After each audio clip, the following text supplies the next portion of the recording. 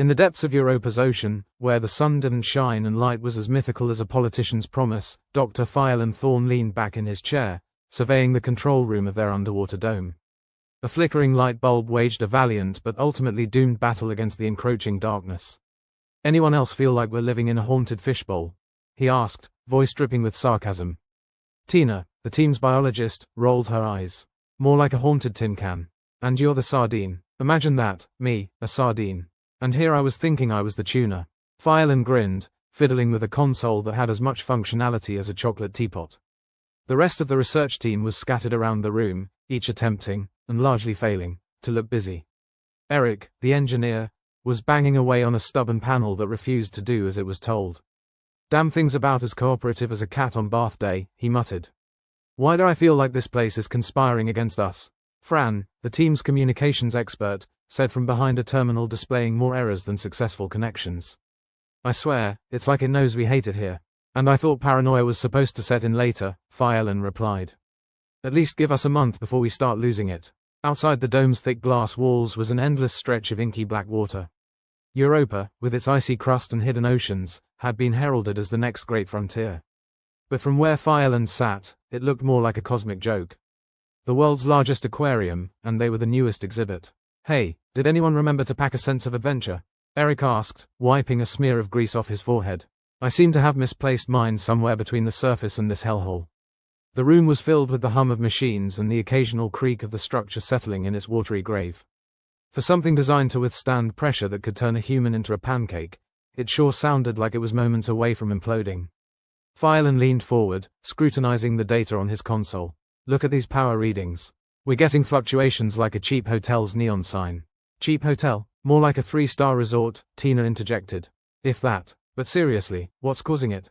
Fireland drummed his fingers on the desk, his mind racing faster than a politician dodging questions. Fran sighed. "Maybe it's those mysterious alien life forms we're supposed to be studying. They're probably just pranksters who love a good power outage. Or maybe it's a sign we should have stayed on Earth, where the only thing trying to kill us was each other," Eric said, finally securing the panel in place with a satisfying click. "Yeah, but then we'd miss out on the joy of unexplained phenomena and the delightful company of each other's slowly unraveling sanity," Fireland quipped, standing up to stretch. As if on cue, the lights dimmed. Again, the dome shuddered slightly, like a giant beast rolling in its sleep. "All right, I'm officially freaked out," Fran said, her fingers tapping nervously on her desk. "Oh, come on, we've survived worse, right? Remember that time on Mars when we thought the habitat was about to blow and it was just a faulty sensor?" Fireland said, trying to inject some levity into their growing unease. "Yeah, but this time, we're under goddamn miles of water," Eric pointed out, ever the realist. "And I can't swim," Tina added, not entirely joking. "I'm starting to think none of us can," Fireland muttered. Just then, the radio crackled to life, followed by a burst of static that made everyone jump. "This is Control to Europa team. Do you read us?" The voice was tinny, distorted by the vast distance and the kilometers of ice and water. Fireland grabbed the mic. "Control, this is Thorne. We read you, but just barely. The signal's weaker than Fran's coffee." "Hey," Fran shot him a look. "Sorry, Fran, but your brew could wake the dead. Or cause them to rise in protest," Fireland grinned, though the banter was little more than a veneer hiding their mounting stress. "Understood, Thorne. We're getting some strange readings from your end. Power fluctuations, signal disruptions. Anything on your side?" Control asked. "Other than the lights doing their best nightclub impression, nope. But we're on it," Fireland replied, trying to sound more confident than he felt. "Keep us posted." Control out. As the radio went silent, the team exchanged glances. It was one thing for them to notice the issues. Quite another for Control to pick up on it. That meant serious trouble. "All right, team. Let's get some answers before Europa decides to kick us out," Fireland said, his tone a mix of determination and gallows humor. The team spread out, each to their own tasks, though the underlying tension was palpable. As Fireland returned to his console, a chill ran down his spine, and not just from the less than adequate heating system. "You ever get the feeling we're not alone down here?" Tina asked, her voice barely above a whisper. Fireland glanced at her, a wry smile on his lips. "I always feel like I'm not alone. Even in the shower, especially in the shower." Tina chuckled, but it was a nervous laugh. "Yeah, well, I hope whoever, or whatever, is watching has a good sense of humor." Fireland didn't respond, his attention back on the flickering screen that seemed to taunt him with its indecipherable data. Hours passed, marked by the occasional sigh, the clatter of tools, and the unending hum of machinery. Each team member was deep in their own world of frustrations when Fran spoke up. "Hey, anyone else having weird dreams lately?" she asked, breaking the monotony. "You mean the ones where you're falling forever?" Eric replied without looking up from his task. "Or the ones where you're running but not getting anywhere?" Tina added. "Nah, mine are more unsettling. Like I'm seeing things I shouldn't. Stuff that doesn't make sense," Fran said, her voice tinged with unease. Phylan looked up, meeting her eyes. "Welcome to the club. Had one last night. Woke up convinced I was drowning. And not just because Eric's snoring makes it sound like the dome's flooding. Hey, my snoring's a natural defense mechanism. Keeps the ghosts at bay," Eric shot back. "Or attracts them," Phylan said with a smirk. The banter was light, but the undercurrent of tension was undeniable. Something was off, and they all felt it. Like a bad smell you couldn't track down. "Let's just hope whatever's messing with us is more interested in our equipment than our sanity," Phylan said, his humor a thin mask over genuine concern. As the hours dragged on, Phylan's mind kept drifting back to the power fluctuations. They had to mean something. Something more than faulty wiring or Europa's unique ability to make their lives hell. "When's the last time we did a full diagnostic?" Phylan asked, breaking the silence. "Last week. Everything came up clean," Eric said. "Run it again. I want to know if there's a glitch in the system or if we've got an unwelcome visitor playing with our toys," Phylan instructed. Eric nodded, setting to work on the diagnostic, his fingers flying over the keyboard. Meanwhile, Phylan tried to shake off the feeling that they were being watched. It was irrational, paranoid, even. But just because you're paranoid doesn't mean there's not something out to get you. As he pondered their predicament, Fran's voice broke in again, this time with a hint of fear. "Guys, you might want to see this." Phylan and the others gathered around Fran's terminal, now displaying the exterior camera's feed. What they saw made them all pause. Outside, in the murky darkness, shapes moved. Indistinct, shadowy figures that seemed to flicker in and out of existence, dancing just beyond the range of their lights. "What the hell is that?"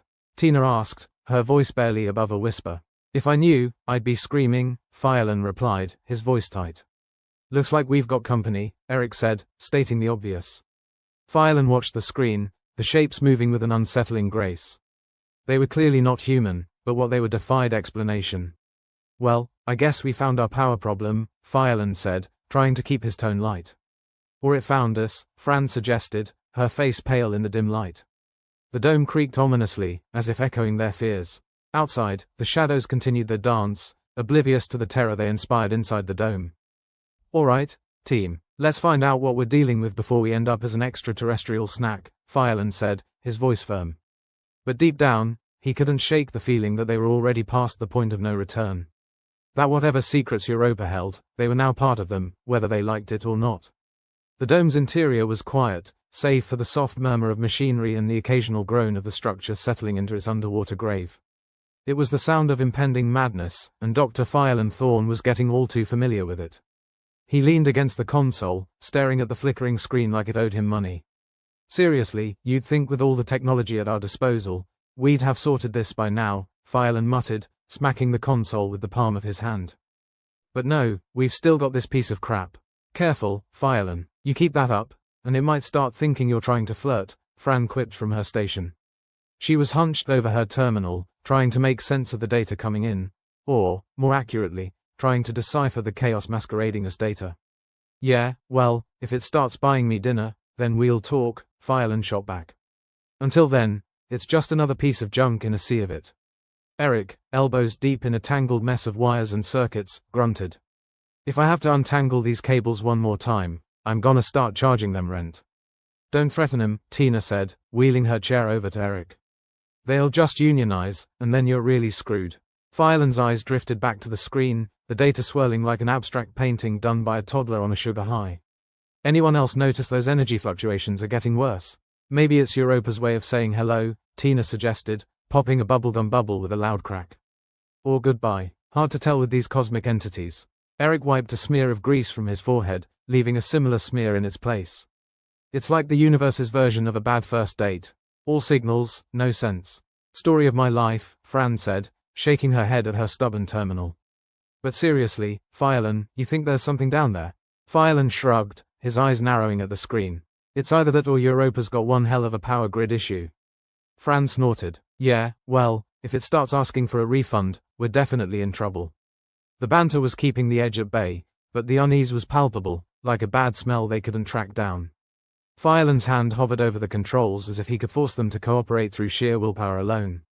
Let's run another diagnostic, Fireland said, glancing at Eric. Maybe we'll get lucky this time. Luck? In this place? Eric chuckled darkly. That ship sailed the moment we set foot in this oversized fishbowl. Think of it more as a coffin, Tina added. Just with a better view. They all laughed, but it was the kind of laughter that belonged in a horror movie, just before the killer jumped out from behind the curtain. Fireland shifted in his seat, trying to ignore the knot in his stomach that was tightening with every passing minute. All right, jokes aside, Fireland said, his tone turning serious. I've been thinking, these energy fluctuations, what if they're linked to those dreams we've been having? Tina arched a brow. You mean the nightmares starring our good friend, impending doom? Fran leaned forward, intrigued. You're saying the dreams and the energy readings are connected? Think about it, Fireland replied, fingers steepled in thought. We start having these weird dreams, and at the same time, the power starts acting up. Either it's a hell of a coincidence, or something's messing with us. Eric frowned, clearly not a fan of the supernatural. Or we're just losing it. You know, cabin fever, isolation, the usual suspects. Yeah, then explain why Bryn suddenly started sleepwalking last night, Fireland challenged, crossing his arms. Found him near the airlock, mumbling about the voices in the water. Fran looked alarmed. You think it's an alien thing? Tina rolled her eyes. If it is, they need to find better hobbies than haunting our dreams. Until they start sending us hate mail, I'm going with aliens, Fireland said, though the humor in his voice was brittle, like thin ice over deep water. Bryn, you up for a little field trip? Bryn, the team's technician, had been lurking silently in the corner, fiddling with a handheld scanner. He looked up, a hint of apprehension in his eyes. What kind of field trip? The kind where you suit up and take a look outside, Fireland said. See if you can track down the source of those fluctuations. Maybe get us some answers. Bryn hesitated, glancing at the screens displaying the shadowy figures outside. Sure, why not? If I get eaten, you all better write a hell of an obituary. Eric chuckled. I'll make it sound like you were a hero. Or a martyr, whichever sells better. Tina smirked. We'll just say you were the only one brave enough to open the door. Appreciated, Bryn said dryly, standing up and stretching. I'll get suited up. As Bryn left to don his suit, the others watched him go with a mix of admiration and concern. Fireland could feel the tension ratchet up another notch. Sending someone outside was risky, but they were running out of options and even quicker out of sanity. Let's hope whatever's out there is in a good mood, Fran said, her voice a little higher than usual. Or asleep, Eric added. Preferably with a do not disturb sign. Fireland rubbed his temples, the weight of command pressing down like a lead blanket. Just keep an eye on him, all right? Last thing we need is him getting spooked and doing something stupid. Bryn reappeared, now encased in the bulky suit that would keep him from becoming a human pancake under the ocean's crushing pressure. The helmet's visor reflected the dim lights of the dome, making him look like a ghost in a space opera. You ready for your walk in the park? Fireland asked, trying to infuse his words with more confidence than he felt. Bryn nodded, though his expression was hidden behind the helmet. Ready as I'll ever be. Which is not at all, but let's pretend otherwise. That's the spirit, Tina encouraged, giving him a thumbs up. Remember, if it has a face, punch it. With a last nod to his team, Bryn headed for the airlock, the door sealing behind him with a hiss that sounded too much like a sigh. The others crowded around Fran's terminal, watching the feed from Bryn's helmet cam as he made his way outside. The water outside was an endless black, as if the universe had spilt its ink and forgotten to clean it up. Shapes flitted at the edge of the light, gone too quickly to identify. All right, Bryn, just keep calm and find the source of that signature, Fireland instructed through the comms, his voice echoing slightly in the void. Copy that, Bryn replied, his voice steady but tight. He moved cautiously through the water, the dome receding into the darkness behind him. The suit's lights cut through the murk, illuminating the alien landscape. Strange formations loomed like sentinels, watching his every move. Suddenly, Bryn froze. Guys, I'm picking up something. What is it? Fran asked, leaning closer to her screen as if proximity would help her understand. Energy readings are spiking, Bryn said, his voice tinged with disbelief. Like, off-the-charts kind of spike. Fireland exchanged glances with the team. Can you trace it? I'm on it, Bryn replied, adjusting his scanner. It's coming from below me. The team watched as Bryn angled his camera downward. There, nestled among the rocks, was a faint glow, pulsing with a rhythm that was almost hypnotic. I think I found our culprit, Bryn said, the tension in his voice palpable. Looks like some kind of device. Device? Tina repeated, her skepticism clear. Who the hell left their space junk down here? More importantly, who's powering it? Eric added. Okay, Bryn, see if you can get a closer look. Just be careful, alright? Phylan instructed, his fingers tapping a nervous rhythm on the console. Bryn moved closer, the glow intensifying as he approached. The device was a tangled mass of metal and organic material, pulsating with an eerie light. It looked ancient, as if it had been buried here long before humans had figured out how to ruin a planet. Guys, this thing it's alive, Bryn said, his voice filled with awe and a touch of fear. Alive? Fran echoed, her eyes wide. As in, sentient? I don't know, but it's definitely not just a chunk of space debris, Bryn replied. There's some kind of energy field around it. Feels like it's thinking. Thinking? That's comforting, Tina muttered. Maybe it's planning our surprise party. Or dissecting us in its alien mind lab, Eric suggested, dark humor lacing his words. Bryn, get back here. We need to figure out what to do next, Phylan said, his instincts screaming that they were poking a bear best left asleep. Copy that, Bryn replied, pulling back from the device. But as he did, the pulsing light grew stronger, casting an unearthly glow through the water. Guys, I think I made it angry, Bryn said, his voice tight with the kind of calm that precedes panic. Just get your ass back inside, Phylan ordered, his eyes glued to the screen. Bryn turned, swimming hard for the dome, but the glowing device seemed to react, the water around him vibrating with an unseen force. Come on, Bryn, move it. Fran urged, her fingers gripping the edge of her desk. Bryn was almost at the dome when a shadow detached from the darkness, moving with terrifying speed. It was huge, its form indistinct, but the intent was clear enough. Shit, it's right behind me, Bryn yelled, panic finally breaking through his calm facade. Bryn, get inside, now. Phylan barked, adrenaline spiking through him as he watched the thing close in. The team watched, helpless, as the shadow lunged, its form blotting out Bryn's camera feed. There was a jarring impact, Bryn's suit camera spinning before the feed cut out entirely, leaving only static. Bryn, do you copy? Phylan shouted into the comm, his voice echoing painfully in the silence that followed. But there was no reply, only the unyielding hiss of static, as if the universe itself had decided to swallow their friend whole. In the dome, the silence was a living thing, pressing down on him as they stared at the blank screen, the reality of their situation settling in like a cold, unwelcome fog. Well, Tina said finally, her voice brittle. I think we found our problem. Yeah, Eric agreed, his usual humor absent. And it's a lot bigger than we thought. Phylan leaned back, the weight of command feeling suddenly unbearable. We need a new plan, he said, though the words felt hollow. Fran nodded, her face pale. And we need it fast. Before whatever's out there decides it's hungry for seconds. Despite the grim situation, Phylan managed a wry smile. Maybe it'll choke on its first course. But even as he joked, he couldn't shake the feeling that they'd already bitten off more than they could chew, and now it was coming back to bite them in a way they might not survive. Phylan sat back in his chair, staring at the static on the screen as if it might somehow turn back into Bryn's helmet cam feed if he glared hard enough. It didn't. Static remained static, like a stubborn stain you couldn't scrub out no matter how much you cursed at it. Alright, folks, he finally said, breaking the silence that had settled over the room like a damp blanket. We've got ourselves a problem. A big, possibly tentacle-laden problem. Gee, you think? Tina shot back, her voice dripping with sarcasm. Bryn just got eaten or assimilated or whatever, and we're sitting here like it's Tuesday game night. Hey, I like game night, Eric chimed in, trying to inject a bit of levity into the room, though his voice lacked its usual punch. We're just missing the snacks and the part where we don't get killed. Phylan rubbed his eyes, wishing he could rub away the headache brewing behind them. Look, we need to figure out what that thing is and why it's mucking with our systems. Bryn discovered something out there, and I doubt it was just a fancy lava lamp. Sounds like a field trip is in order, Fran suggested, her fingers already dancing over her terminal, likely pulling up schematics and data feeds to figure out their next move. If we can track that energy signature, maybe we can find out more about this device of his. Yeah, because poking the bear worked so well last time, Tina muttered under her breath, though she was already moving to get her gear ready. Hey, sometimes you just gotta keep poking until it stops growling, Eric shrugged, uncoiling a mess of cables that looked suspiciously like a rat king of wires.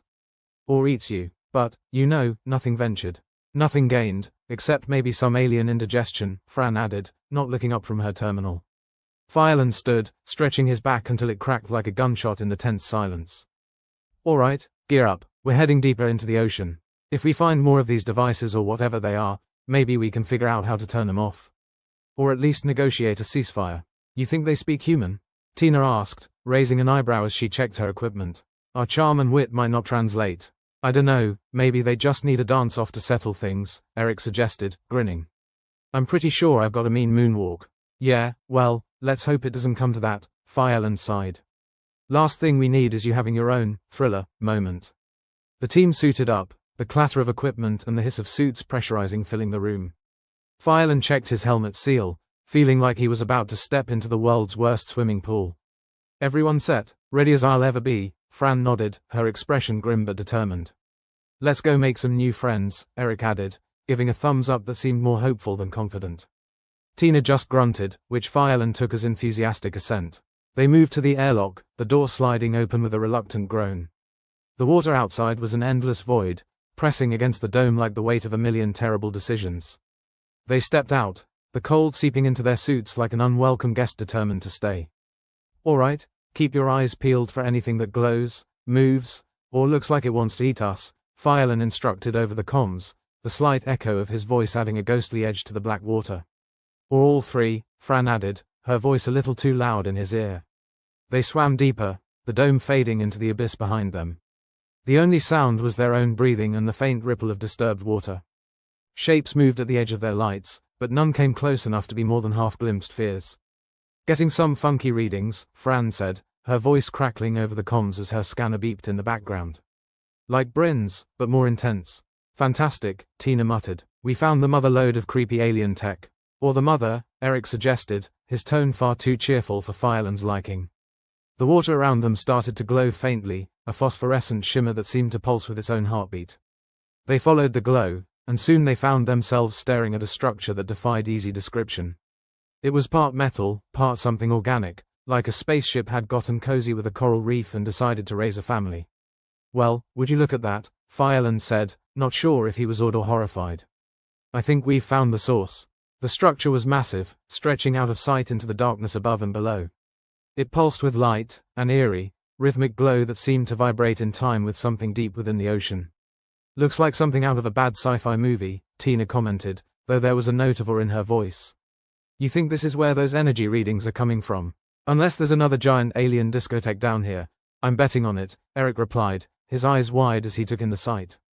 Let's get closer, Fireland said, the weight of knowledge pressing on him like the ocean itself. We need to find out what it's doing to our systems. They approached cautiously, the structure looming like a mountain in the deep. Strange patterns covered its surface, glowing with that same hypnotic light that seemed to draw them in. Fireland resisted the urge to reach out and touch it, though every instinct screamed at him to do so. These patterns, Fran said, her voice hushed with awe. They look like circuitry. Alien circuitry, Eric corrected, his voice tinged with disbelief. I knew we should have brought a translator. Or a bomb, Tina added. Just in case. Fireland stopped near what looked like an entrance, though it was hard to tell in the shifting light. All right, let's figure out what we're dealing with. Fran, see if you can get a scan of this thing. Eric, Tina, keep an eye out for anything that looks like it might want to introduce us to its digestive system. On it, Fran said, her scanner already humming as she began her work. Tina and Eric nodded, their eyes scanning the darkness for threats. Fireland felt the weight of command settle like a leaden cloak on his shoulders. Every decision felt like a gamble in a game where the stakes were far too high. Reading some serious power here, Fran reported, her voice a mix of excitement and fear. This thing's got more juice than a supernova. Great, Fireland said, though his voice lacked enthusiasm. Now we just need to figure out if it's going to fry us or invite us for tea. As Fran continued her scan, Fireland's mind raced, trying to piece together what they knew. An alien structure, power fluctuations, strange dreams. It all pointed to something far beyond their understanding, lurking beneath the ice of Europa. Guys, Eric's voice cut through his thoughts, tense and urgent. I think we might have company. Fireland turned, heart hammering in his chest. Shapes moved in the darkness, larger and more defined than before. They were closing in, drawn perhaps by the light, or the trespassers in their midst. Time to go, Fireland ordered, trying to keep the fear from his voice. Fall back to the dome. They turned as one, swimming hard, the water feeling like molasses as they pushed through it. The shapes followed, closing the distance with terrifying speed. Move it, Tina shouted, her voice urgent as they sprinted through the water. The glowing structure receded behind them, its light a beacon in the dark. The dome's lights flickered in the distance, a promise of safety if they could just reach it in time. "Don't look back," Eric yelled, though Fireland could hear the panic in his voice. They swam, muscles screaming, lungs burning, until finally, the dome loomed before them, the airlock a welcome sight in the oppressive dark. They piled inside, the door sealing shut with a hiss that sounded like salvation. Breathing hard, their suits dripping water, they stared at each other, the reality of their situation settling in like a cold, hard fact. "Well," Fran said, her voice shaky but determined. "That was fun. Let's not do it again," Tina replied, though there was a shaky smile on her face. "Agreed," Eric said, his usual humor absent. "Next time I vote for the safe and boring option." Fireland nodded, the weight of command feeling heavier than ever. "We've got a lot to figure out," he said, his voice grim. "And not a lot of time to do it. Whatever's down there, it knows we're here. And I doubt it's throwing a welcome party." "Then we better get to work," Fran said, already moving to her terminal. Fireland watched his team, grateful for their resilience, even as the fear of the unknown gnawed at him. In the dim light of the dome, surrounded by the cold, hostile ocean, they were all that stood between survival and whatever fate awaited them in the depths. "Let's hope whatever comes next, we're ready for it," he said, though the words felt like a prayer whispered into the void. And as they turned to face the challenges ahead, Fireland couldn't shake the feeling that they were standing on the edge of something vast and terrifying, a precipice that threatened to swallow them whole. The glow from Fran's terminal felt like a beacon, not of hope, but of impending doom. Or maybe that was just Fireland's pessimism talking. He studied the screen over her shoulder, watching as weird symbols danced across the display like some kind of alien Morse code. "Anyone else feel like they're back in school, deciphering hieroglyphics?" Eric muttered, eyeing the screen like it owed him money. "I'd prefer the worst cafeteria lunch to this," Tina replied, tapping a finger against her helmet. "At least it didn't mess with your head." "Yeah, but cafeteria mystery meat never tried to kill you," Eric shot back. "Didn't it, though?" Fireland said, attempting humor but sounding more like a conspiracy theorist than he'd intended. "All right, Fran, what's the verdict? Should we be updating our wills?" Fran frowned, her eyes narrowing as she tried to make sense of the data. "I'm seeing power fluctuations and energy spikes. If I didn't know better, I'd say we've tripped some kind of defense mechanism." Fireland sighed deeply. "Great, we've poked the bear, and now it's poking back." Tina snorted. "Or maybe it's all just a misunderstanding, and Bryn's down there having tea with the locals." "If that's the case, I hope he's got a better poker face than me," Eric said. "I fold faster than a cheap lawn chair." "Focus," Fireland cut in, though there was little bite to it. "If this thing's defensive, any idea what it intends to do with us? Besides turning us into bits of human confetti?" Tina asked. "Not a clue." As if to underline her point, the dome shuddered violently, a low groan echoing through the structure that sounded unnervingly like a death rattle. "Okay, that wasn't me," Eric said quickly, raising his hands as if they needed the reassurance. "Everyone hold onto something," Fireland barked, grabbing the nearest console. The room swayed like it was caught in a cosmic washing machine, lights flickering ominously. "Feels like an earthquake," Tina grunted, bracing herself against the wall. "Except we're under 1,000,000 tons of ocean," Fran replied, her voice tight with strain. "Which might be worse. Tell me again why we signed up for this." Eric's voice was a mix of nervous energy and gallows humor. "Because we're idiots," Fireland said simply. "And I'm not sure about you guys, but I'm not ready to become fish food." The shaking subsided, leaving the team a little more disheveled but otherwise intact. Fireland took a moment to catch his breath, acutely aware that the real danger was far from over. The dome creaked ominously, settling back into an uneasy stillness that was somehow worse than the chaos. "All right, people," Fireland said, trying to sound more confident than he felt. "We need solutions, not snark. Fran, any chance we can shut down whatever's out there?" Fran bit her lip, her fingers flying over the terminal keys with practiced efficiency. "I can try to hack into the structure's systems, but it's like sewing with boxing gloves. And if I screw up, we're screwed," Tina finished helpfully. "Got it in one," Fran said grimly. Fireland rubbed his temples. "Right, so hacking is a maybe. We need a backup plan. Eric, Tina, see if you can reinforce the dome's defenses. Anything to buy us time." "Right away," Eric said, though he didn't sound thrilled about his assignment. Tina nodded, already moving toward the equipment lockers. "This is one hell of a work trip, Fireland. You owe us a raise. If we survive, I'll double your salary," Fireland called after her. 0 times 2 is still 0, right? He turned back to Fran, who was staring intently at her terminal. Numbers and symbols flashed in rapid succession, a digital tapestry of chaos that even Fireland had no hopes of untangling. "Fran," he asked, voice low.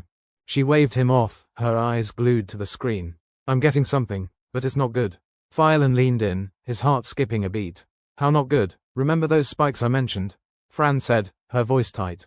They're linked to the dreams. Phylan blinked. The dreams? The ones where alien jazz bands play in your head, Fran said with a dark twist of humor. It's like they're trying to get inside our skulls, and we just cracked the door open for them. Perfect, Phylan muttered, just when I was starting to enjoy my nightmares. Welcome to the club, Fran said dryly. I'm running a diagnostic, but I think it's using our own systems against us. Psychological warfare? Phylan asked, incredulous. Looks like it, Fran confirmed, fingers pausing over the keyboard. They're manipulating our dreams, making us see things that aren't there. Maybe even turning us against each other. Phylan ran a hand over his face, the weight of the situation pressing down on him. We need to warn the others. As if on cue, Eric and Tina came rushing back into the room, faces flushed with adrenaline. We've got company outside the dome, Tina said breathlessly. Those shapes, they're back, and they're not just window shopping. Fantastic, Phylan said, his voice dripping with sarcasm. Anything else we should know? Only that they seem pretty intent on getting inside, Eric added grimly. I'm guessing they're not here for a friendly chat. Phylan looked at his team, their drawn faces testament to the dire straits they were in. All right, we're in the thick of it now. Fran, keep working on that hack. Eric, Tina, reinforce our defenses. I'll try to buy us some time. They nodded, urgency propelling them back into action. But even as they moved, Phylan couldn't shake the unsettling feeling that they were pawns in a game far beyond their understanding.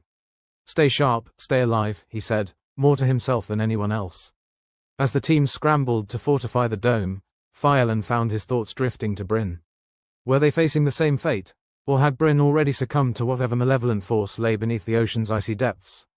The night dragged on, each hour stretching interminably as the dome's systems continued to flicker and groan. Every sound felt like an omen, each rumble a prelude to disaster. Got something, Fran announced suddenly, her voice cutting through the tension like a knife. A way to divert power from the structure to us. It might just give us an edge. Or blow us to kingdom come, Eric quipped nervously. Either way, it's a win, Tina added. I've always wanted to meet my maker. Let's hope he's in a welcoming mood, Phylan said dryly. Do it, Fran. Flip the switch. Fran's fingers moved deftly, inputting commands with the precision of a surgeon. For a moment, nothing happened. Then the dome vibrated with a deep, resonant hum, the lights stabilizing as power surged through the system. We've got power, Fran confirmed, relief coloring her words. For now, anyway. Great, Phylan said. Now all we need is a miracle. If those things outside are any indication, Tina said, I'd say we're fresh out of miracles. A loud clang reverberated through the dome, the sound of something large and heavy impacting the structure. Phylan's heart skipped a beat, dread curling in his stomach. They're trying to break in, Eric said unnecessarily. Let's hope they're as bad at it as they are at subtlety, Tina remarked. The team stood clustered together, each one acutely aware of the fragile barrier between them and the icy void outside.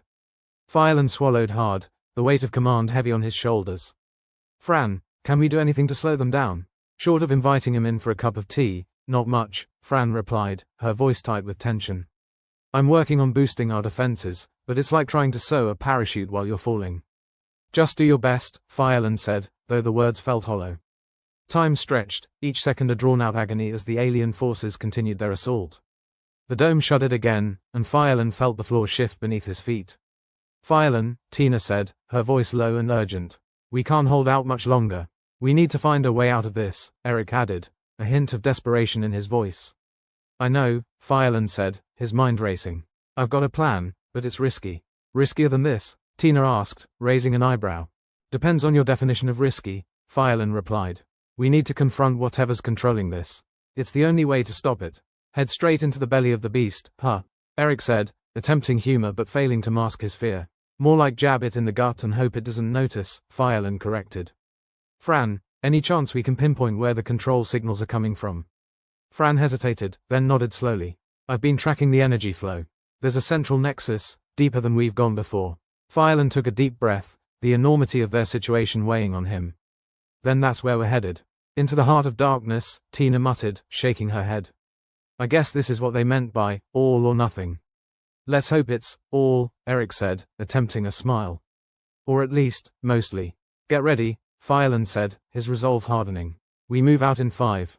As the team prepared for what could be their final mission, Phylan couldn't help but feel like they were walking into a trap.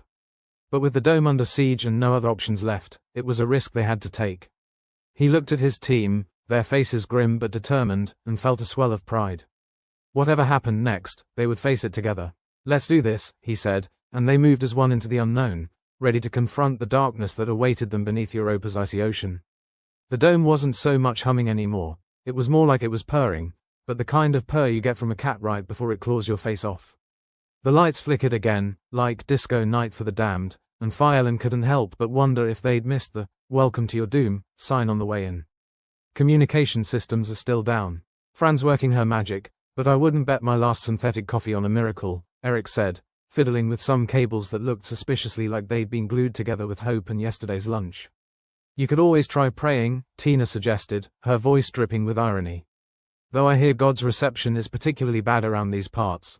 "Yeah, maybe if we send a smoke signal, he'll get the hint," Fireland shot back. "But first, we need to figure out how to stop those things from using us as chew toys."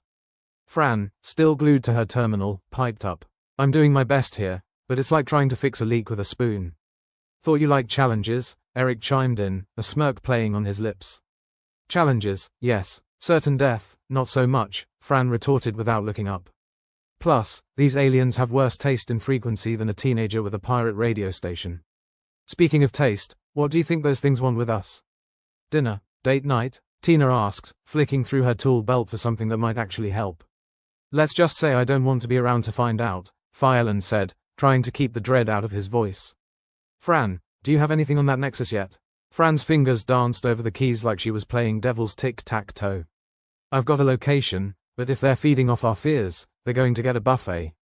The damn things are messing with our heads." "So, reality TV with extra steps," Eric muttered. "Perfect. Just when I thought my nightmares couldn't get any worse," Fireland grumbled. The team was on edge, and it wasn't just the threat of alien brain hijackers. Being trapped in a tin can under a frozen ocean with the threat of being crushed or eaten, or crushed and then eaten, did wonders for one's stress levels. Fireland needed to keep them together, but he felt the fraying edges of their sanity pulling apart like wet tissue paper. "Okay, everyone, I know this situation sucks more than a black hole, but we need to stick together. Fran, keep hacking. Eric, Tina, let's see if we can jury-rig something to give those things a nasty surprise if they decide to knock again. A little welcome mat with spikes. I like the way you think," Tina said with a grin that didn't quite reach her eyes. "The only thing I'm missing is a can opener. For the can of whoop ass, I mean," Eric added, attempting humor through his anxiety. "Let's hope you won't need it," Fireland replied, though he didn't believe it for a second. The pressure was mounting, much like the dome's creaking protests against the weight of the world. Or, in this case, an alien world. Fireland felt like they were in some cosmic game show, and the host was a sadistic bastard with a penchant for tentacles. "Fran, how's the power diversion holding up?" Fireland asked, trying to shift focus from their impending doom. "Like a house of cards in a hurricane," Fran replied without missing a beat. "But it'll hold, for a bit." The air was thick with tension, each of them acutely aware that their options were about as plentiful as a unicorn in a blizzard. Fireland could feel the weight of command bearing down on him, heavier than the oppressive ocean above, and he wondered how long before it all came crashing down. "Guys, I think our new friends are getting impatient," Tina said, nodding toward the window. Shadows played across the murky depths, shapes that defied logic and physics alike. "Lovely," Fireland said. "Maybe they just want to borrow some sugar. Or our souls," Eric suggested, earning a chuckle from Fran that was more desperate than amused. "Sugar's probably better for your health," Fran countered, though her eyes were glued to the terminal, fingers flying as she tried to hold their fragile sanctuary together. The team was a fraying shoelace away from unraveling, held together by equal parts stubbornness and black humor. Fireland knew he had to keep them focused, keep them fighting. "All right, listen up," Fireland said, gathering the team around. "We're not giving up, not yet. We're going to hit that nexus, shut down whatever's controlling these nightmares, and get the hell out of here. Assuming we figure out how to breathe underwater in the meantime," Tina quipped, adjusting her helmet. "Or we grow gills. Whichever comes first," Eric added with a smirk. "Either way, I didn't sign up for an all-expenses-paid trip to the afterlife," Fran said, finally tearing her eyes from the screen. The shadows outside seemed to pulse and writhe, a reminder of the silent threat lurking in the dark. Fireland took a breath, steadying himself. "We've faced worse odds, right?" "No," came the unanimous reply, tinged with a grim sort of humor. "Good, let's make some history then. Or at least give them a story to tell." As they prepared to move out, Fireland couldn't help but feel a chill run down his spine that had nothing to do with the icy waters outside. It was a feeling that maybe, just maybe, they were in way over their heads. But they had no choice but to dive deeper, into the heart of Europa's secrets, and hope they came out the other side in one piece. They suited up, a ritual that had become second nature by now, though each helmet click felt like sealing their own casket. Fireland could feel the weight of each breath against his visor, the promise of air only as good as the machinery that provided it. "Ready for a stroll in the park?" Eric asked, though it was clear he had no illusions about the task ahead.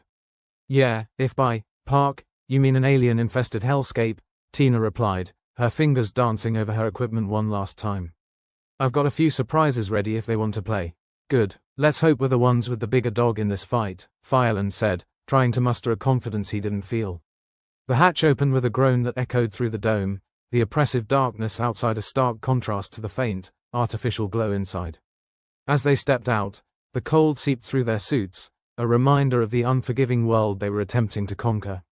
"Stick together," Fireland ordered, though it felt more like a plea. The shadows seemed to close in, the lights from their helmets barely piercing the void. Fran led the way, her instruments guiding them towards the Nexus. "This way, and keep an eye out for anything that looks at you funny." "Everything looks funny down here," Eric muttered, tightening his grip on his makeshift weapon. As they moved deeper into the alien realm, the silence was broken only by their breathing and the occasional creak of the dome behind them. Fireland could feel the pressure mounting, like a vice tightening around his chest. Each step felt like they were being drawn further into the maw of something ancient and unspeakable. "We're close," Fran said, her voice a whisper that barely carried over the comms. "But I don't like the readings I'm getting." "Join the club," Tina replied, her eyes scanning the murk for any signs of movement. "Feels like we're walking into a trap." "Well, we didn't come all this way to turn back now," Fireland said, though his voice lacked the conviction it once had. The Nexus loomed ahead, an eerie structure that seemed to pulse with a life of its own. It was a grotesque mockery of technology, organic lines intertwining with alien machinery, a cruel joke played on human engineering. "Think of it like a 2-for-1 deal," Eric said, trying to lighten the mood. "Shut this down, stop the nightmares." "Great, because I was running out of nightmare material anyway," Fireland replied, stepping forward to inspect the grotesque amalgamation of alien tech. Fran approached cautiously, her instruments pinging with data that made little sense. "I think we can disrupt the power flow, but it's risky." "Define risky," Tina asked. "Roughly translates to might blow us all to hell," Fran answered, her fingers moving with a mix of precision and desperation. "Sounds like a typical day at the office," Eric quipped, watching as Fran began her work. Fireland watched Fran's focused expression, the determination in her eyes a reminder that they were still very much in the fight. "All right, Fran, do your thing. We'll cover you." The team spread out, each member taking up positions around the Nexus, eyes peeled for any threat that might arise. The air was thick with tension, every creak and groan of the structure setting their nerves on edge. As Fran worked, Fireland's thoughts drifted to Bryn again, the missing member of their team lost to this alien nightmare. The thought of finding Bryn, or what was left, added a sense of urgency to their mission. "Fran, how's it looking?" Fireland asked, his patience wearing thin. "Almost there," Fran replied, her voice taut with concentration. Just then, the shadows around them shifted, a ripple of movement that sent a collective shiver down their spines. Fireland raised his weapon, the rest of the team following suit, as the darkness seemed to close in. "Looks like we've got company," Eric said, his voice tense but not panicked. "Just in time for the grand finale," Tina added, her eyes scanning the encroaching shadows. The aliens moved with an unnatural grace, their forms indistinct but menacing, like the embodiment of their worst fears come to life. Fireland's heart pounded in his chest as he prepared to make a stand. "Fran, now would be a good time to work your magic," Fireland urged, his voice steady despite the rising tide of fear. "Almost, got it," Fran exclaimed, a note of triumph in her voice. The Nexus shuddered, a cascade of energy rippling through the structure as Fran's hack took effect. The alien machinery flickered, the shadows hesitating as if caught in a moment of indecision. "Time to go," Fireland shouted, the team retreating as the Nexus convulsed, the ground beneath them trembling with the force of its disruption. They raced back toward the dome, the alien presence receding but not gone, a reminder that they were not yet free of the nightmare. As they reached the safety of the dome, Fireland felt a flicker of hope, though it was tempered by the knowledge that the fight was far from over. Once inside, they collapsed against the walls, breathing heavily as they processed what had just happened. The dome, though still battered and bruised, stood as a testament to their resolve. "We did it," Fran said, her voice a mix of disbelief and relief. "For now," Fireland replied, his eyes meeting those of his team, each one filled with a determination that burned bright despite the darkness surrounding them. They had survived another day, but the specter of Europa's secrets still loomed large. And as they regrouped, Fireland couldn't shake the feeling that their journey was just beginning. They'd won this battle, but the war for their lives, and their sanity, was far from over. Fireland paced the control room, his boots clanking against the metal floor in a rhythm that bordered on neurotic. He stared at the terminal, which was still dutifully spitting out alien Morse code like an overenthusiastic student in a dead language class. "Anyone else feel like we're in an alien escape room with no exits?" Tina asked, half joking as she rummaged through a toolbox like a ferret searching for a lost acorn. "More like a death trap with a fancy view," Eric replied, still wrestling with a knot of cables that might as well have been a Medusa's wig. Fireland rubbed the bridge of his nose, trying to massage away the headache that had taken up permanent residence behind his eyes. "Okay, we've got to figure out what these ET wannabes are up to. They're not just here for a friendly game of charades. Charades with mind-bending horror and a side of existential dread. My favorite," Fran chimed in, not looking up from her screen. "Hey," Fireland said, pretending to brighten the mood. "On the plus side, at least we're not getting probed. Yet," Tina muttered, her eyes flicking toward the window where the shadows were giving the impression of creatures playing peekaboo with their sanity. "Look," Fireland began, straightening up. "Bryn was onto something before we lost the feed. If we can figure out a pattern in these attacks, maybe we can disrupt whatever's causing this mess." Fran snorted. "You mean other than the universe's sick sense of humor?" "Exactly," Fireland answered, deadpan. "But we're gonna need something more tangible than a cosmic punchline to get us out of this." Eric finally untangled the cables, holding him up like a trophy. "We need to think like them. Well, not exactly like them, unless you've got a become Lovecraftian horror app I don't know about." Tina leaned against the console, tapping it with a finger. "They seem to be drawn to energy spikes. We cause one, they show up like moths to a flame." Fireland nodded, the pieces starting to align in his mind. "So what if we bait them? Create a controlled energy spike, lure them to a place where we can shut them down or, at the very least, buy us enough time to fix the comms and get the hell out of here." Fran raised an eyebrow. "You do realize what you're suggesting is akin to poking a nest of pissed-off hornets with a very short stick, right? With a damn good story to tell if we survive," Eric added, grinning with a kind of manic energy that suggested he'd already accepted his place in the afterlife's queue. "What's the worst that could happen?" Fireland said, with a shrug. "We die. That's already our best-case scenario if we sit on our hands." "Morbid optimism, I like it," Tina said, her smirk returning. "All right, let's plan this circus. What's the stage look like?" Fireland gestured toward the rudimentary map displayed on a secondary screen, a tangled mess of lines that suggested more about the dome's designer's mental state than its structural layout. "We draw them to the auxiliary power core. It's remote enough that if things go pear-shaped, we won't be immediately toast." "And how do we make sure they take the bait?" Fran asked, skeptical but engaged. "We give them something they can't resist," Fireland said, a grin tugging at his lips. "A big, juicy surge of energy. They'll come running like a toddler to an open cookie jar." "Great, plan set," Tina said, pushing off the console. "And when this blows up in our faces, I'll be sure to say I told you so." "That's the spirit," Fireland responded, clapping his hands together. "Let's get to work." The team dispersed, each member diving into their tasks with the kind of zeal that comes when you're staring down the barrel of your own demise. There was a certain freedom in it, a liberation from the mundane worries of everyday survival. "Fran, can you handle the comms from here?" Fireland asked, moving to her side. "If by handle, you mean coax this heap of junk into spitting out more than static, then yeah, sure," Fran said, rolling her eyes. "I've got a degree in miracle working, didn't you know? Make sure you put that on your resume," Eric said, passing by with an armful of equipment. "Future employers love a good miracle worker." "All right, folks," Fireland called out, gathering them once more. "Let's make sure we're the ones writing our own obituaries, not some alien with a bad sense of humor." The team moved with purpose, each step a calculated risk as they made their way through the winding corridors of the dome. Every creak of the structure felt like a ghostly whisper, a reminder of how easily their sanctuary could become their sarcophagus. "Feels like we're walking through a horror movie set," Tina mused, her voice crackling over the comms. "Let's just hope we're not the expendable extras," Eric quipped, checking the charge on his weapon for the umpteenth time. The auxiliary power core loomed ahead, a foreboding presence that seemed to buzz with potential energy. Fireland surveyed the area, his mind racing through the steps of their plan. "This is it," Fireland said, his voice steady despite the swarm of nerves in his stomach. "Once we trigger the spike, we'll have minutes, maybe less, before they show up." "Time to see if these ugly bastards like fireworks," Tina said, her hands deftly working to set the charges. Eric and Fran positioned themselves strategically, weapons drawn and eyes scanning the shadows that seemed to breathe with life of their own.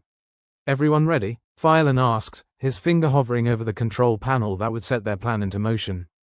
"As ready as we'll ever be for a suicide mission," Fran replied, her voice tinged with that familiar mix of humor and dread. "Here goes nothing," Fireland muttered, pressing the button with a sense of finality.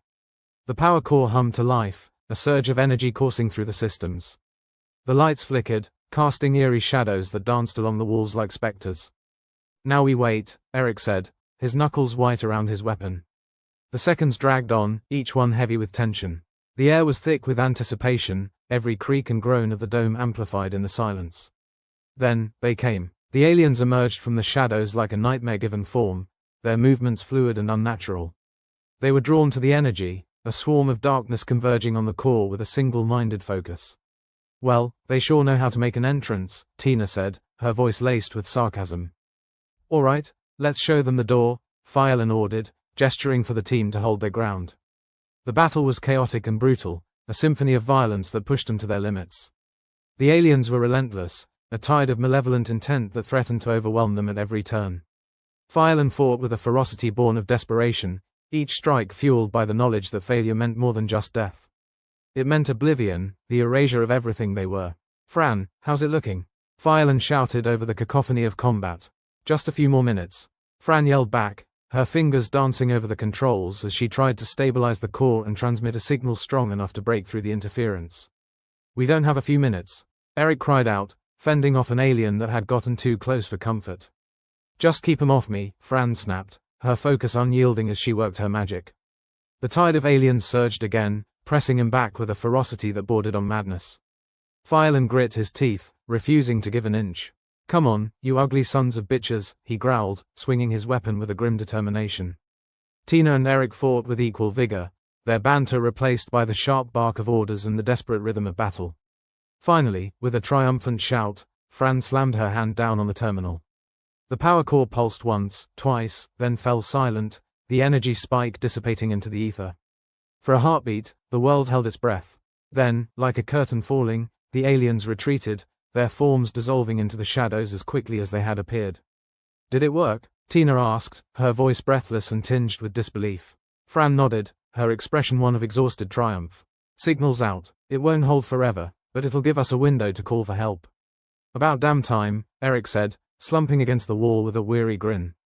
Fireland allowed himself a brief moment of relief, though the battle had left him drained and aching. "Let's hope the cavalry gets here before the encore. Hey, if nothing else, we just bought ourselves some time," Tina said, leaning heavily on her weapon. Fran chuckled, though it was more a sound of fatigue than amusement. "And a hell of a story to tell if we make it out." Fireland looked at his team, each of them battered but unbroken. "We're not done yet, but we've got a fighting chance." They regrouped, preparing to make their way back to the dome. The air was charged with a sense of cautious hope, a fragile thing that flickered in the darkness but refused to be snuffed out. As they stepped into the corridor, Fireland allowed himself a final look at the power core. The battle had been won, but the war was far from over. They had a plan, a path forward that would take them deeper into the heart of this alien nightmare. And with any luck, they'd come out the other side with their lives, and their minds, intact. "All right, team," Fireland said, leading the way. "Let's go show these aliens what it means to mess with humanity." With a renewed sense of purpose, they moved forward together, stepping into the unknown with defiant hope. Their journey was just beginning, but they were ready to face whatever horrors Europa had left to throw at them. Fireland led the charge back to the dome, the team trudging through the winding corridors like survivors of a particularly eventful apocalypse-themed amusement park. The eerie silence that had once threatened to engulf them was now a welcome reprieve from the chaos they'd just barely survived. "Well, that was a whole lot of fun," Eric said, his voice dripping with sarcasm. "Can't wait to do it all over again. You know, I hear there's a group discount if we book in bulk," Tina replied, her own humor as dark as the shadows that loomed around them. "Sure, right after we collect our commemorative, I survived the aliens t-shirts," Fireland added, trying to shake off the lingering tension with a smirk. Fran trudged along, visibly exhausted but still managing to roll her eyes. Why do I always end up with the teams that have a death wish? Because, Fran, Eric interjected, you have a knack for making miracles happen. And let's be honest, if you weren't here, we'd all be meeting our end in some creatively gruesome way. The team stopped at a junction, the path splitting to areas of the dome they hadn't yet explored. Phylan consulted the map on his wrist, the lines there not making much more sense than the chaotic mess they'd left behind. Which way to salvation, Captain? Tina asked, her voice teasing but her eyes scanning their options with genuine concern. Whichever way doesn't end with us in the belly of some alien beast, Phylan muttered, double-checking the map. This way should take us to the main control room. If we're lucky, we'll find something we can use to keep those nightmares at bay. Lucky, Fran echoed dryly. Guess we'd better start rubbing our rabbit's foot and crossing our fingers. Or just continue with our existing plan of reckless optimism, Eric quipped, rechecking his weapon for the umpteenth time. They headed down the left corridor, the only sounds their footsteps and the occasional ominous creak of the dome. Phylan's headache had downgraded from a hammering construction site to a mild jackhammer session. Progress, albeit minimal. The main control room wasn't far, the door a hulking slab of metal that looked like it belonged on an ancient warship. Phylan punched the access code into the panel. After what felt like an eternity, the door slid open with a reluctant groan. Welcome to mission control for the end of the world, Tina said, stepping inside and taking in the array of terminals and screens that lined the walls. Looks like the set of a retro sci-fi movie, Fran observed, her fingers twitching as she eyed the controls. Let's hope we can figure out how to actually use any of this. Phylan moved to the central console, the heart of the dome's operations, and hesitated as he reached for the controls. All right, people, let's see if we can't turn this ship around. Or at least not sink it further, Eric suggested, offering his own brand of encouragement. The team got to work, the room filled with the sound of typing, the occasional curse, and the low hum of machinery coming back to life. Phylan focused on the console, his fingers moving with the speed of someone who'd spent far too many late nights debugging code. Fran settled in front of another panel, her eyes flitting across the screens with the precision of a hawk sizing up its prey. Looks like we've got access to the dome's systems. Comm systems are still on the fritz, but I think we can reroute some power to the defenses. Can any of this stuff keep the aliens at bay? Tina asked, her voice hopeful but skeptical. Maybe, Fran replied, tapping a screen. The dome's got some kind of energy interference field. If we can boost it, it might scramble their senses enough to give us an edge. Or it might just piss them off more, Phylan muttered. But at this point, I'll take any advantage we can get. Well, it's not like we've got a lot of options, Eric pointed out, adding his weight to the conversation with characteristic bluntness. It's either this, or we start practicing our surrender speeches in alien tongue. Right, let's crank this thing up and see what happens, Phylan decided, committing to the only plan they had. He input the commands, the console beeping in protest but eventually complying as the energy field powered up. The screens flickered, showing a network of energy lines coursing through the dome, the field expanding outward. Phylan watched, tense, as the system adapted to the new power levels. Field's up, Fran confirmed, her voice tight. No idea how long it'll hold, though. Long enough for us to figure out our next move, Phylan replied, hoping he sounded more confident than he felt. Any chance we can use it to sever their connection to our nightmares? Already on it, Fran said, fingers flying over the keyboard. If we can disrupt their perception, it might buy us some time to regroup. Good, let's make sure they regret ever messing with us, Phylan declared, determination hardening his voice. The room fell silent for a moment, save for the gentle purr of the machinery, a sound that, ironically, was far more comforting now than it had been just hours before. Think they'll appreciate the gesture? Eric asked, breaking the silence with his trademark irreverence. If they do, they can send a thank you card, Tina replied, smirking. Or a fruit basket, Phylan added, chuckling despite himself. Now, let's focus on staying alive long enough to receive it. The work continued, each of them immersed in their tasks, the feeling of impending doom slowly dissipating. The energy field pulsed, the intricate dance of lights a testament to their efforts and the ever-present threat of alien invasion. Field disruption should kick in soon, Fran announced, her voice steady and confident. Let's hope this does the trick. The seconds ticked by, each one an eternity, as they waited for the results of their labor. Phylan held his breath, watching the screens as data flowed in, each line of code a small victory. Finally, the monitors displayed a change.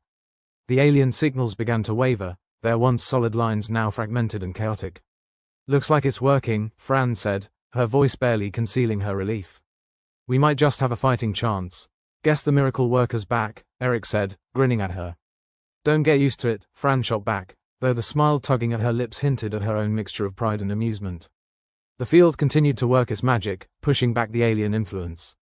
With each passing moment, the oppressive weight of their fear lessened, replaced by a cautious optimism that hadn't been present since their arrival on Europa. All right, let's not waste this opportunity, Fireland said, rallying the team. If we're gonna make it out of here in one piece, we need to keep up the pressure. You've got a plan, fearless leader? Tina asked, her tone a mix of skepticism and genuine curiosity. Nothing too fancy, Fireland replied, the hint of a grin playing on his lips. We keep the field up, keep disrupting their signals, and head for the escape pods. With any luck, we'll be out of here before they realize what hit them. I like it, Eric said, nodding. And if that doesn't work, we can always fall back on Plan B, run screaming into the night. Good old Plan B, Tina agreed. Always there when we need it. The team gathered their equipment, the weight of their situation still pressing but less suffocating than before. Fireland led the way, his confidence bolstered by their small victories and the camaraderie of his team. As they made their way through the dome, the energy field continued to pulse, a protective barrier against the darkness lurking in the depths of Europa's ocean. The path to the escape pods was fraught with danger, but for the first time, Fireland felt like they might actually have a shot at making it out alive. Keep your eyes peeled, he warned, his voice a low rumble in the gloom. Last thing we need is a surprise party from our friends. Don't worry, Eric said, his grip firm on his weapon. I'm ready to blow out the candles if they show up. Their journey was tense but uneventful, the corridors eerily quiet as they pressed onward. The alien threats had been mitigated, at least for the moment, and their path remained clear. The escape pods were housed in a chamber at the far end of the dome, an area they'd avoided until now due to the proximity of the alien activity. But with the energy field holding strong, they moved forward with determination. All systems green, Fran reported, checking the pods. Looks like we'll be able to launch without a hitch. Thank the stars for small mercies, Tina said, a hint of relief in her voice. Fireland nodded, checking the data one last time before sealing the pod doors behind them. All right, folks, let's get the hell out of here. The pods activated, the hum of engines a welcome sound after the oppressive silence of the dome. They strapped in, each member of the team exchanging a final nod of solidarity. Ready for liftoff, Fran confirmed, her fingers dancing over the controls one last time. Let's blow this popsicle stand, Eric said, his voice tinged with excitement and a hint of trepidation. The pods launched, the force pressing them back into their seats as they shot away from the dome. Outside, the alien-infested waters of Europa rushed past, the nightmare slowly fading as they ascended toward freedom. Goodbye, Europa, Fireland muttered, watching the moon's surface recede. You've been a real gem. The others echoed his sentiment, their voices a mix of relief and exhaustion as they left the dome, and its horrors, behind for good. The danger had not yet passed, but they'd bought themselves a chance to escape, to face another day and, with luck, live to laugh about it. Do you think they'll miss us? Tina asked, her voice light despite the tension that still lingered. Not if they're smart, Eric replied, grinning. I mean, we're not exactly the best guests. No, Fireland agreed, chuckling softly. But we sure know how to leave a place in style. As the pods soared through the void, the team allowed themselves a moment of quiet triumph, the knowledge of their survival a balm to their frayed nerves. They had outsmarted the aliens, severed the connection to their nightmares, and emerged from the depths with their sanity, and their hope, intact. Here's to humanity, Fran said, raising an imaginary glass in a toast. May we always be too stubborn to die quietly. The others joined her, their laughter a defiant sound against the vast emptiness of space. They had faced the darkness and emerged victorious, their journey just beginning but their spirits unbroken. Together, they charted a course for safety, leaving behind the horrors of Europa and looking forward to whatever challenges lay ahead. For now, they had each other, their wit, and a newfound appreciation for life's little victories. And, as Fireland knew all too well, sometimes there was more than enough.